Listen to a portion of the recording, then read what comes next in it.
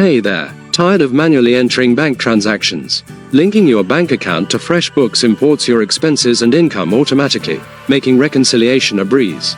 Welcome back to Guide with Samuel. Here's the simple way to link it. Go to the Banking tab in FreshBooks and click Connect Account. You'll search for your bank, then securely log in with your online banking credentials to authorize the connection. FreshBooks uses read-only access to import transactions. Once connected, new transactions will flow in daily, ready for you to categorize and match to invoices or expenses. My crucial pro tip: start with a single account to test. If you're new to bank feeds, connect just your main business checking account first. Get comfortable with categorizing and rules before adding credit cards or savings accounts. This prevents feeling overwhelmed. Just like that, you've automated the most tedious part of bookkeeping. How often do you reconcile your accounts? Weekly, monthly, or quarterly? Share your schedule below. If automation guides help you, subscribe to the channel. Thanks for watching. I'm Samuel, and I'll see you soon.